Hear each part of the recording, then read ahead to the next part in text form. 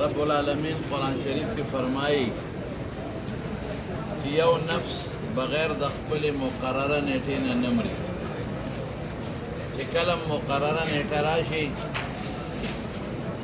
نو هغه نفس به د دې جهان نه بل جهان ته خامخا ځي. نبی کریم صلی الله علیه وسلم فرمایي چې په دنیا کې د یو انسان یوه سام وي چې دا مونږ کومه اخلو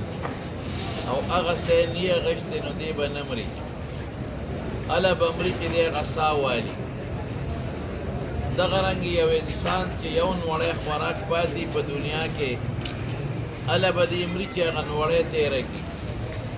د یو انسان یو قدم په دنیا کې پاتې دی به هله مري چې هغه قدم والي. هر انسان له هر څیز د خدای پاک د پناه او د دې جهان نه د بل جهان د تلو یو وخت مقرر کړی دی. اذا جاء اجلهم لا يستأخرون ساعة ولا يستقدمون. او چې کله هغه وخت راشي نو په هغې کې نه یو سکنډ وروستوالی شته او نه یو سکنډ مخکېوالی شته.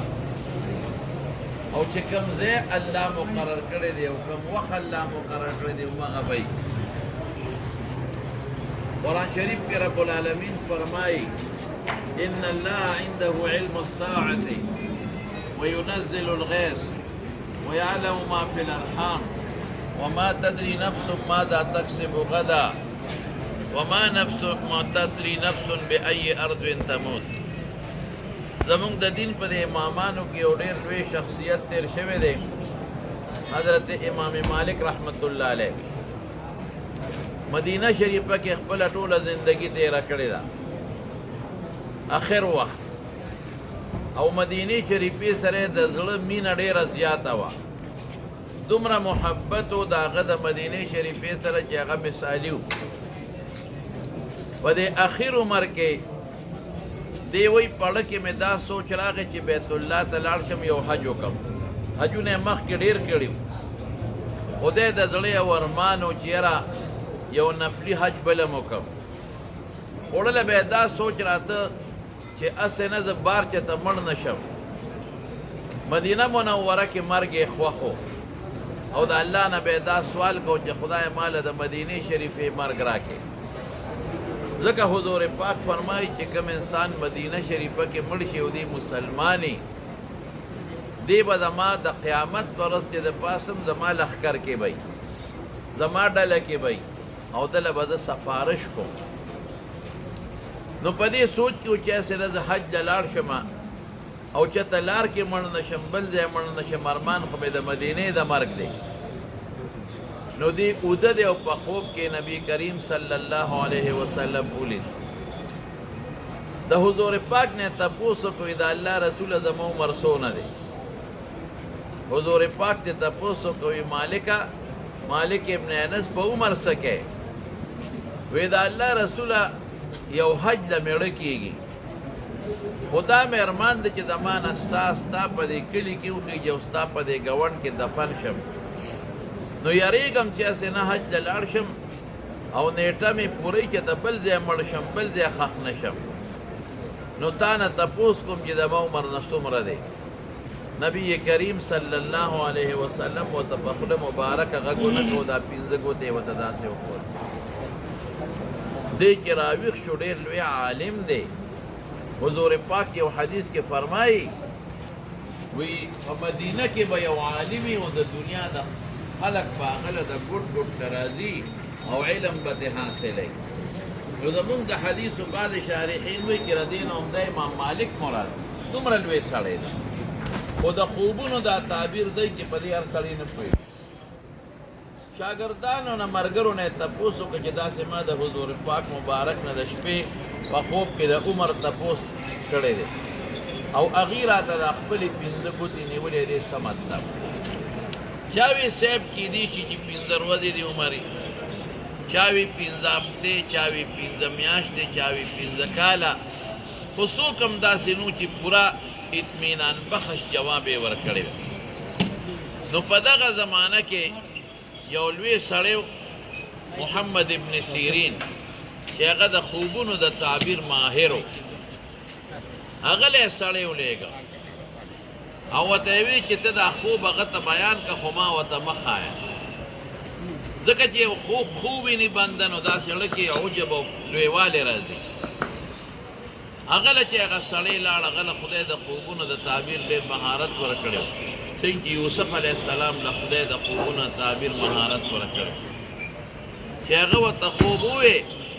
نو ابن سیرین ورته وی دا سړی څوک دی وی سړی وی چې ما به ورته نه ښی وی ښه دا خوب لیدلی شوی کم ځای دی وی دا په مدینه منوره کې وی که ته نه م ښی ما وپېژنده دا خوب رکوټې سړي نه دی لیدی دا لوی سړي لیدی او نن په مدینه شریفه کې د امام مالک نه لوی سړی بل نشته د علم په باب دا خوب هم هغه لیدی